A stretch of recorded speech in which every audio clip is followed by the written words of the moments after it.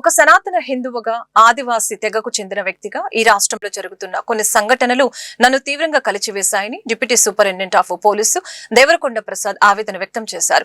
ముఖ్యంగా తిరుమల శ్రీవారి లడ్డు ప్రసాదం విషయంలో జరిగిన ప్రచారం తనను చాలా బాధించిందని విచారం వ్యక్తం చేశారు. ఈ నేపథ్యంలో తన ఉద్యోగానికి రాజీనామా చేసినట్లు ఆయన వెల్లడించారు.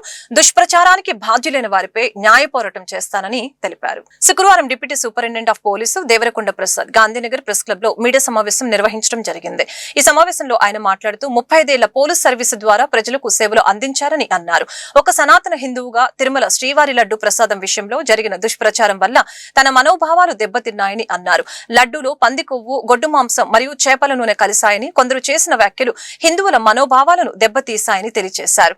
దీనిపై తాను మార్చి 26వ తేదీన తుళ్లూరు పోలీస్ స్టేషన్ లో ముఖ్యమంత్రి నారా చంద్రబాబు నాయుడు, డిప్యూటీ సీఎం పవన్ కళ్యాణ్, మంత్రి నారా లోకేష్ మరియు కొందరు మీడియా ప్రతినిధులపై ఫిర్యాదు చేసిన స్పందన లేదని ఆరోపించారు. ఇప్పటి వరకు వాటిపై ఎలాంటి చర్యలు తీసుకోలేదని తెలిపారు. అందుకే ఉద్యోగానికి రాజీనామా చేసి దుష్ప్రచారానికి బాధ్యులైన వారిపై న్యాయ పోరాటం చేస్తానని అన్నారు. ఇట్లా అనేక విషయాల మీద ఒక సమగ్రమైన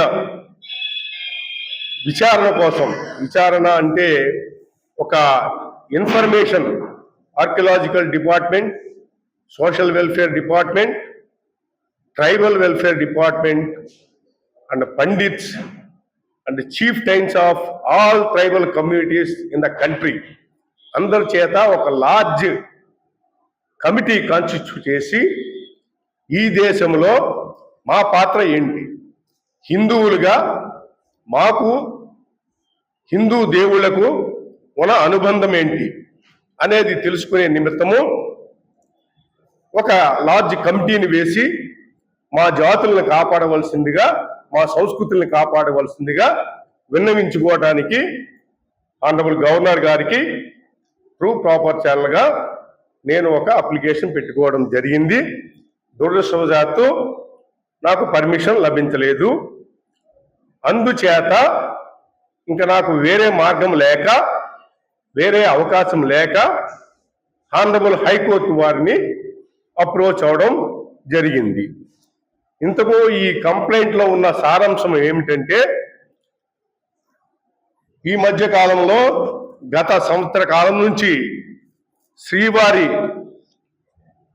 కలియుగ దైవమైన శ్రీవారి పట్ల, వారి పవిత్రమైన లడ్డూ ప్రసాదం పట్ల, శ్రీరామచంద్రమూర్తి పట్ల అనుచితమైన వ్యాఖ్యానాలు, ప్రెస్ మీట్లు